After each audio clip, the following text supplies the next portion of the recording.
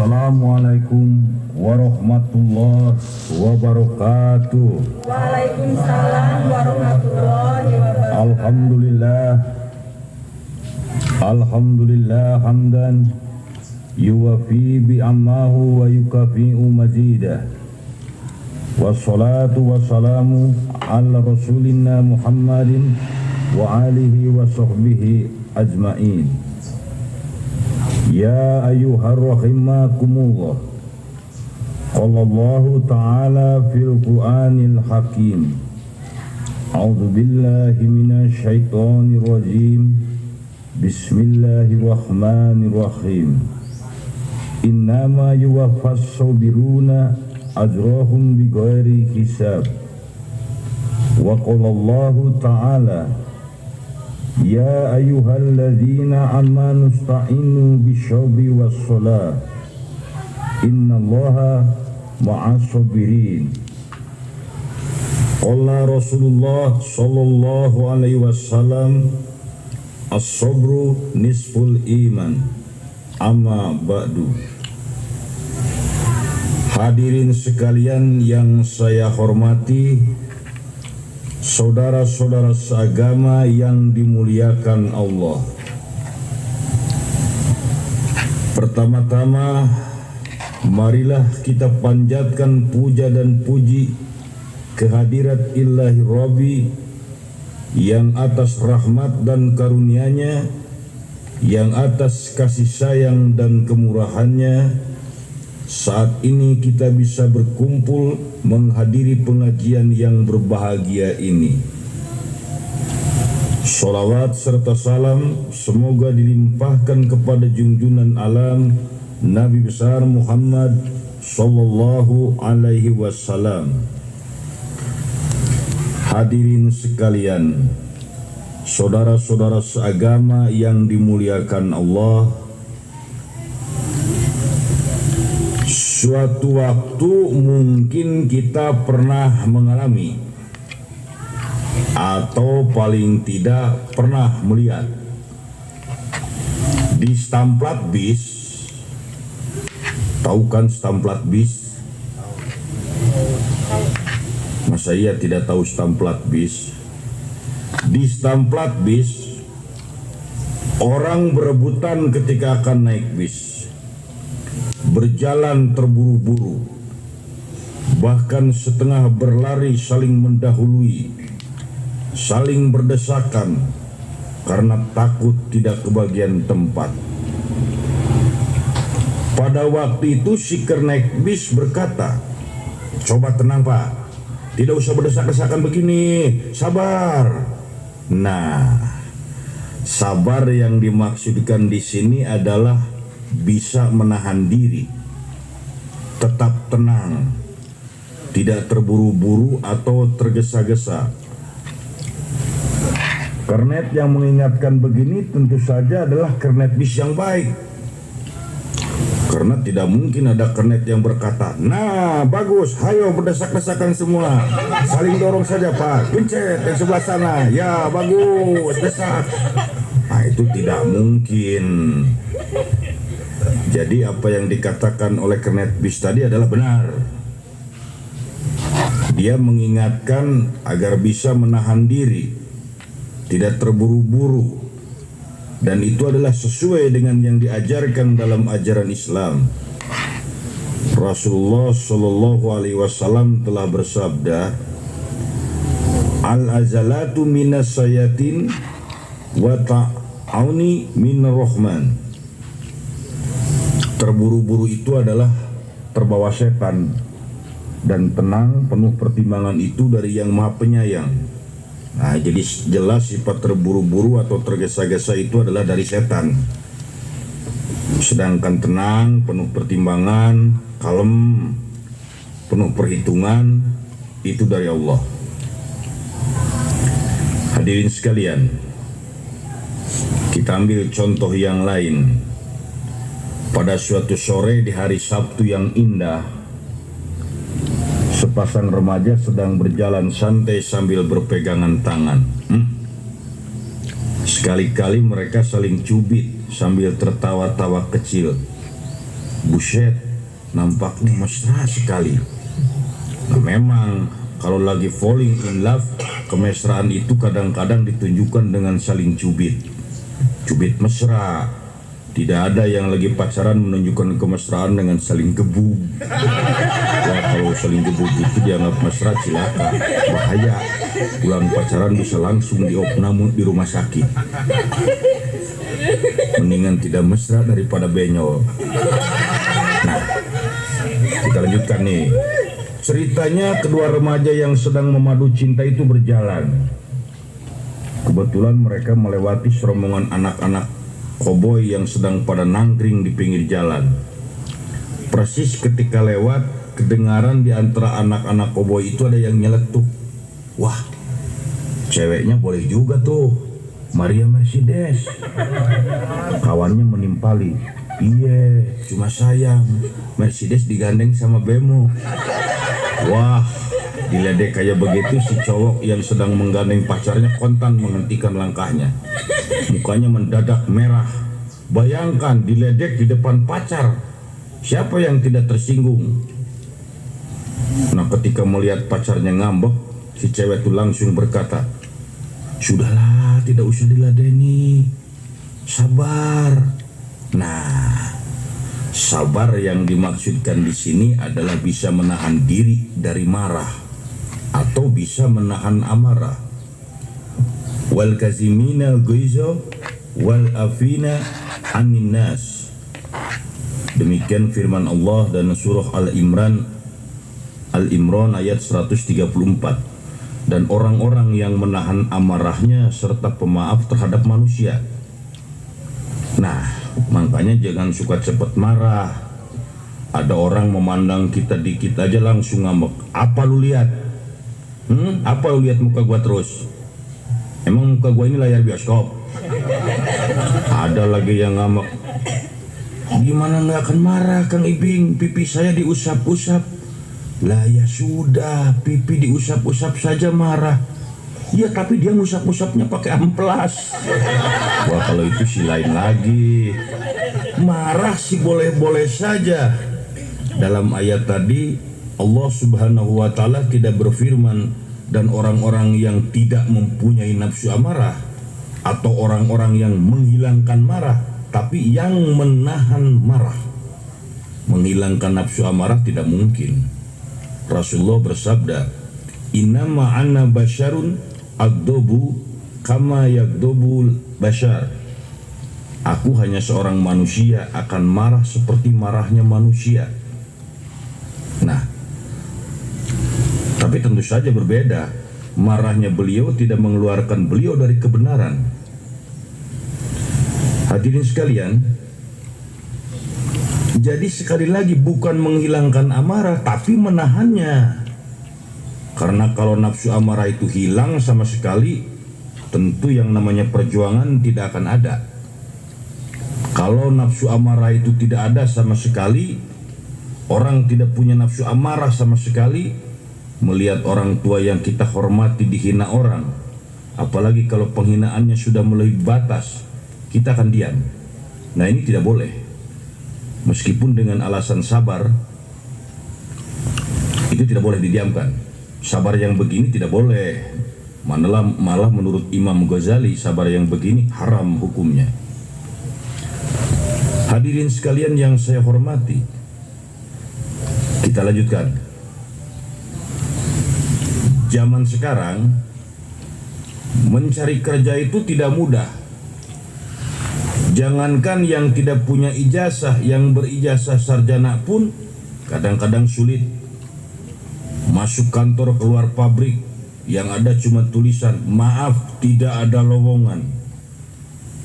Masuk kantor sini, maaf tidak ada lowongan. Masuk sini, maaf tidak ada lowongan. Yang ada lowongan di rumah sendiri. Cari kerja memang sulit. Ada pekerjaan, gajinya gede, 100 juta sehari, pekerjaannya sulit, ngecat langit. Bisa masuk kerja, syaratnya berat, harus punya koneksi atau punya duit buat pelicin. Nah, Sudah payah cari kerja ke sana ke sini tidak berhasil, kurang-kurangnya bisa putus asa. Hampir-hampir nekat. Cari kerjaan yang halal susah. Ya sudah, mending nyopet saja. Jadi tukang copet kan tidak memerlukan ijazah. Yang penting punya muka tebal agar kuat digebugin orang kalau ketahuan. Nah, di saat hampir-hampir putus asa begitu, mungkin ada yang mengingatkan, sabar, jangan putus harapan. Mungkin belum waktunya. Coba lagi, siapa tahu berhasil. Hadirin sekalian, sabar dalam pengertian di sini adalah tetap teguh, tetap berusaha, tetap percaya bahwa suatu waktu Allah akan menolong untuk mencapai apa yang diinginkannya. Selain memperkuat iman, kalau kita analisa, kalau kita renungkan, sabar di sini mengandung sikap optimis. Sekali lagi, optimis jauh dari putus asa. Firman Allah dalam surat Yusuf ayat 87, "Wala ta'asu min rauhillah, innahu la ya'asu min rauhillahi ilal qaumul kafirun." Janganlah kamu berputus asa dari rahmat Allah. Tidaklah berputus asa dari rahmat Allah hanyalah orang-orang yang kafir. Nah, makanya hati-hati. Mudah berputus asa bisa menjerumuskan kita kepada yang disebut kafir. Nauzubillahi min dzalik. Karena itu jangan putus asa. Bersabarlah.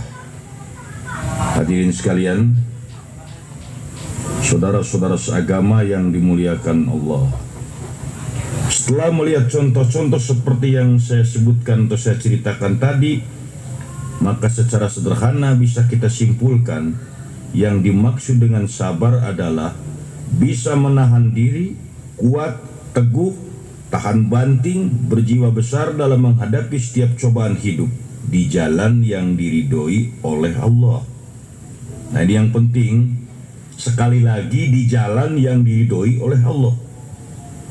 Jadi sabar itu adalah dalam rangka mencari keridhaan Allah.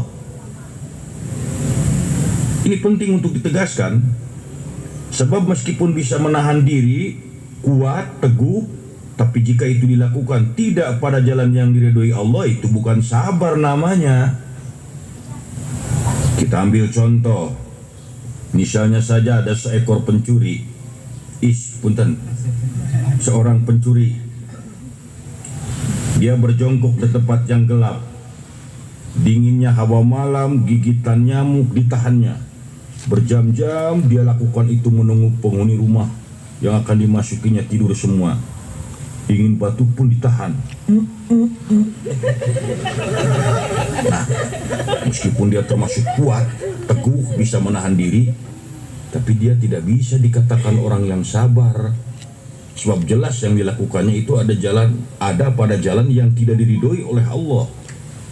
Masa iya kita akan puji, aduh pencuri itu benar-benar orang sabar?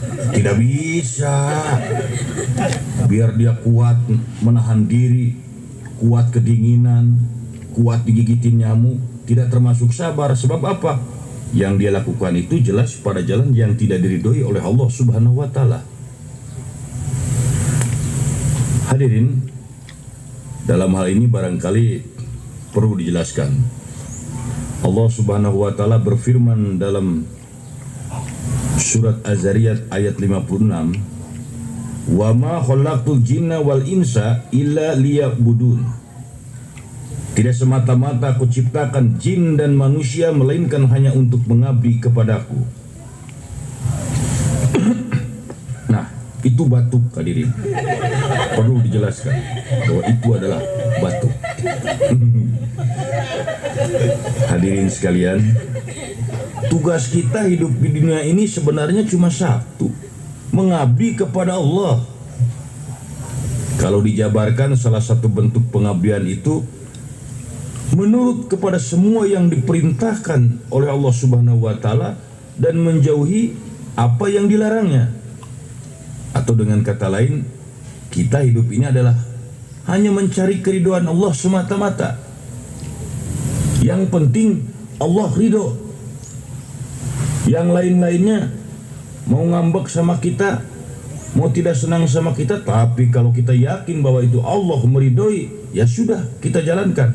Yuk kita ambil contoh. Nah, ini sulit nih. Misalnya saja, misal itu umpama, misal dan umpama adik kakak.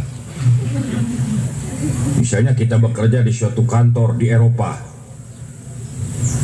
di mana semua staf pimpinan termasuk pimpinannya sendiri juga karyawan-karyawan yang lain non-muslim. Nah, yang beragama Islam misalnya cuma kita seorang di kantor itu. Ceritanya sebagai seorang muslim yang baik, kita minta izin kepada pimpinan agar diperkenankan untuk mengerjakan sholat zuhur dan asar di kantor jika sudah datang waktunya. Atau kita minta izin untuk melaksanakan sholat Jumat pada hari Jumat. Namun peraturan di sana umpamanya berbeda, tidak boleh meninggalkan sebelum jam kantor habis, umpamanya. Nah, kita berusaha menjelaskan. Namun bagaimanapun kita sudah berupaya mohon pengertian dari pimpinan untuk mengizinkannya. Pimpinan tidak bisa mengizinkan umpamanya, malah menyuruh kita memilih choice one between two, yang artinya yang memilih satu di antara dua. Pilih, kata pimpinan, bekerja tanpa bisa sholat atau keluar. Nah, pilih satu di antara dua. Nah, kita tahu meninggalkan sholat jelas tidak diridhoi oleh Allah Subhanahu wa Ta'ala. Karena itu jangan ragu-ragu, pilih saja, lebih baik keluar. Jangan takut, bertawakallah kepada Allah. Insya Allah, Allah yang Maha Penyayang akan membukakan jalan lain pada kita. Yakin saja, ya habis kalau dikeluarkan dari kantor ini, dari mana kita bisa makan? Loh, jangan sampai khawatir tidak dapat rezeki. Coba renungkan, ulat pete. Hadirin tahu kan ulat pete? Kalau tidak tahu sih keterlaluan. Ulat pete gimana rangkanya? Ada di antara yang hadir yang punya pete sekarang? Nanti saya lihatkan. Nah, ulat pete, kan ulat pete itu hidupnya di dalam pete. Teman tidak punya, koneksi apalagi, tetangga tidak ada, pekerjaannya ulat pete tidak ada, ijazah tidak punya. Sok apa ijazahnya ulat pete? Tapi tahu dia tetap hidup. Nah, apalagi kita, manusia yang lebih sempurna daripada ulat pete, manusia yang diberi kecerdasan, masih bisa bergerak ke sana kemari, masih punya kenalan. Kenapa harus berputus asa? Yakinlah Allah itu Maha Pengasih dan Penyayang, Maha Pemberi rezeki kepada makhluknya. Jangan putus harapan, jangan takut, hidup dengan tegar dan bersabarlah. Nah, tidak ada air minum ya. Hadirin sekalian, saudara-saudara seagama yang dimuliakan Allah. Sebagai manusia kita selalu punya keinginan. Lah, yang namanya keinginan itu tidak akan habis-habisnya sampai nyawa meninggalkan badan. Dan yang namanya keinginan itu selalu yang menyenangkan menurut perasaan kita. Ingin banyak duit, ingin punya rumah bagus, ingin punya mobil, ingin lulus ujian, ingin pacar yang cantik, ingin, pokoknya ingin banyak lah.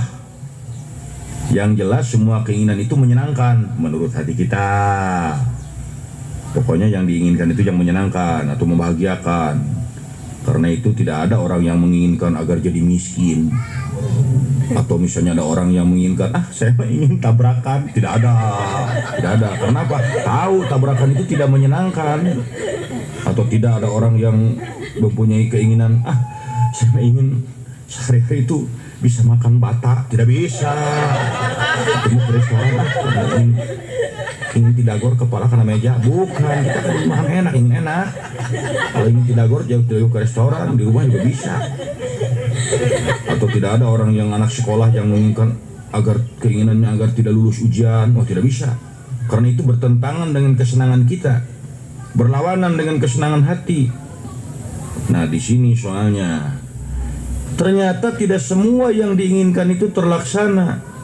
Kadang-kadang yang terjadi malah kebalikannya dari yang kita inginkan. Kita ingin kaya, malah sebaliknya. Tidak kaya, miskin. Kita cita-cita itu ingin punya rumah, malah sebaliknya. Kita ingin ini, malah sebaliknya. Kita ingin itu, malah sebaliknya. Nah, disinilah diperlukannya apa yang disebut sabar atau kesabaran. Hadirin sekalian, Allah Subhanahu wa taala berfirman dalam surah Al-Baqarah ayat 216. Wa asa an takrahu syai'an wa huwa khairul lakum wa asa an tuhibbu syai'an wa huwa syarrul lakum wallahu ya'lamu wa antum la ta'lamun. Boleh jadi kamu membenci sesuatu padahal ia amat baik bagimu, dan boleh jadi kamu menyukai sesuatu padahal ia amat buruk bagimu, dan Allah Maha mengetahui sedang kamu tidak mengetahui. Nah, jangan dulu protes kalau kita ingat ke sini. Kita mungkin tidak senang, bahkan membenci sesuatu padahal itu baik buat kita. Saya ambil contoh nih. Seorang anak muda diajak piknik keluar kota oleh kawan-kawannya. Tentu saja ini sangat menyenangkan. Apalagi di antara yang akan ikut piknik itu ada cewek yang sedang diincarnya. Nah, ini kesempatan. Dia ingin agar piknik ini dijadikan momentum yang baik untuk mengadakan pendekatan sama si dia. Wah, ini bukan main. Pada waktu sampai tidak tidur berapa hari sebelum piknik udah gelisah aja dia ingin cepat piknik. Besoknya mau piknik, malamnya mendadak mencret, mendadak sakit berat, sampai tidak bisa kemana-mana. Apa yang terjadi? Tidak bisa dia ikut piknik. Nah, kalau sakit perut ikut piknik kan repot. Nanti sebentar-sebentar minta agar mobil berhenti, bus berhenti. Baru 50 meter maju kok berhenti mules, yang lain pun jadi bingung. Ini gua piknik apa mau nganter ke rumah sakit? Nah, orang itu sakit. Tentu saja dia benci itu sama penyakit itu. Karena apa? Gara-gara penyakit ini saya jadi tidak bisa bertemu dengan si manis, si jantung hati, si sirop, si dia yang diincar. Tentu aja dia benci akan sakitnya itu. Tapi apa kemudian yang terjadi? Besoknya baru dia mendengar bahwa kawan-kawannya yang sedang piknik itu mendapat kecelakaan parah karena mobilnya masuk jurang. Di situ baru dia termenung, di samping ikut bersedih akan musibah yang menimpa kawan-kawannya. Dalam hati kecilnya dia bersyukur kepada Allah Subhanahu wa taala. Karena apa? Telah diselamatkan. Seandainya saja dia ikut dan seandainya saja dia tidak mules sakit perut, mungkin pada waktu itu dia akan ikut celaka. Tapi dengan diberi penyakit itu, dia baru menyadari bahwa ternyata dia selamat. Nah, pilih aja, mending sakit perut, mending masuk jurang. So, kalau kita harus pilih. Apalagi kalau double sakit perut sambil masuk jurang, kan tidak enak. Ini kita diselamatkan. Nah, makanya di sini dikatakan, boleh jadi kamu benci sesuatu padahal ia amat baik bagimu. Dan sebaliknya, boleh jadi kamu menyukai sesuatu padahal ia amat buruk bagimu. Tuh. Dia menyukai piknik itu pada waktu itu, tapi pada itu kalau ikut mungkin dia itu akan celaka. Di sini barangkali wallahu ya'lamu wa antum la ta'lamun. Dan Allah Maha mengetahui sedang kamu tidak mengetahui. Nah, jangan dulu protes. Hadirin sekalian, saudara-saudara seagama yang dimuliakan Allah. Namun tentu saja bukan kadang-kadang memang ini yang diinginkan. Apa yang kita inginkan itu terlaksana. Kita ingin lulus ujian, alhamdulillah lulus. Kita ingin punya rumah, lulus punya rumah. Kita misalnya ingin punya mobil, terlaksana. Kita ingin menjadi orang kaya yang banyak duit, terlaksana. Nah, apa Kang Ibing kalau segala sudah terpenuhi begini tidak diperlukan juga kesabaran? Justru di sini juga diperlukan kesabaran, bahkan lebih berat. Loh, di mana letaknya lebih beratnya? Kita kembalikan kepada yang tadi, bahwa tugas kita ini adalah semata-mata mengabdi kepada Allah, beribadah kepada Allah. Kita jadi orang kaya beribadah, kita jadi orang yang tidak mampu beribadah. Dan ingat, kalau kemampuan kita jadi orang kaya banyak duit, itu akan lebih sulit menahan diri. Nah coba kalau kita tidak punya beras, kita menahan lapar pasti kuat. Karena apa? Ya ada tidak dikuat-kuat juga biasanya. Saya mah kuat, saya mah udah dari pagi nggak makan, kuat. Kenapa? Puasa bukan, nggak ada beas. Tapi coba kalau misalnya beras kita banyak, duit banyak, di situ waktu godaan datang, ayo ke restoran, kita tahan, jangan. Ayo gini, tidak, itu yang sulit. Makanya di sini juga diperlukan kesabaran. Nah, disinilah diperlukannya kesabaran. Karena kadang-kadang godaan bagi yang banyak duit atau kadang-kadang sudah terlaksana itu sulit. Kalau misalnya kita waktu belum punya kerjaan, menahan diri itu kuat, tapi ternyata kita bekerja kemudian punya jabatan, kedudukan yang penting. Di situ diperlukan kesabaran apa? Untuk bisa menggunakan kedudukan, jabatan, harta pada jalan yang diridhoi oleh Allah. Nah ini yang cilakanya. Kadang-kadang orang kalau sudah banyak duit, sholat pun lupa. Kadang-kadang kalau orang itu sudah punya kerjaan, jabatannya banyak, dengan kesibukan bisnis, kesibukan ini itu sering bepergian kemana, ke anu, sholat pun kadang-kadang terlupakan. Ini akan lebih repot lagi. Nah di sini juga diperlukan kesabaran. Untuk apa? Untuk tetap bisa melaksanakan apa yang diperintahkan oleh Allah Subhanahu wa Ta'ala. Karena itulah barangkali di dalam ajaran agama Islam, untuk memperkuat kesabaran itu, setahun sekali umat Islam antara lain pada bulan Ramadan berpuasa. Itu salah satu hikmahnya, dilatih untuk menjadi orang yang sabar. Kalau dalam keadaan biasa kita lihat surabi aja tidak tertarik kok. Tapi pada waktu puasa jam 9 lihat anak kecil makan bala-bala atau goreng tahu, Masya Allah. Nah dalam keadaan biasa apa sih kita tertariknya melihat misalnya lah goreng pisang gitu pagi-pagi. Tapi jam 10 kita lagi berpuasa lihat anak kecil adik makan goreng pisang. Di situ diperlukan sabar. Bukan tidak boleh goreng pisang, itu kita ingatkan sama diri. Tidak halal sekarang, nanti sudah maghrib. Nah begitu maghrib datang makanan, kita makan sedikit. Nah kita akan ngomong, nah mampang mumpung buka, gua hajar semua. Kita tekankan lagi, sabar. Tidak boleh kita berlebih-lebihan. Sabar.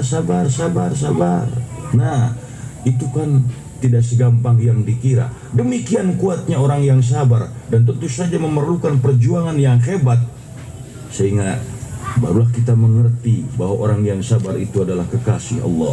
Innallaha ma'as-sabirin. Hadirin sekalian, saudara-saudara seagama yang dimuliakan Allah, mudah-mudahan sejak ini kita bisa menjadi orang yang sabar. Kita yang bisa menahan diri, yang teguh pendirian, yang kuat, yang sabar seperti kita harus ingat bahwa kalau kita bisa bersabar, innama yuwaffas-sabiruna ajrohum bighairi hisab. Sesungguhnya orang-orang yang sabar itu akan dicukupkan pahalanya tanpa perkiraan. Nah, karena itu mudah-mudahan sekali lagi obrolan saya kali ini, sebenarnya saya ingin lama nih berbicara, tapi karena saya ada kesibukan lain, maklum orang penting, ya saya penting ya buat anak istri saya. Karena anak istri saya orang penting. Nah, saya tidak bisa menemani lama karena mungkin hadirin juga sudah aja hadirin. Nah barangkali kalau ada kesalahannya tentu saja saya mohon maaf ya. Insya Allah kita bisa berjumpa di lain waktu dan kesempatan. Dan sekali lagi kalau ada kesalahannya saya mohon maaf karena memang saya bukan ahlinya ya. Tapi mudah-mudahan apa yang saya sampaikan meskipun sedikit ada guna dan manfaatnya. Rabbana atina fid dunya hasanah wa fil akhirati hasanah wa qina adzabannar. Wabillahi taufiq wal hidayah. Wassalamualaikum warahmatullahi wabarakatuh. Waalaikumsalam warahmatullahi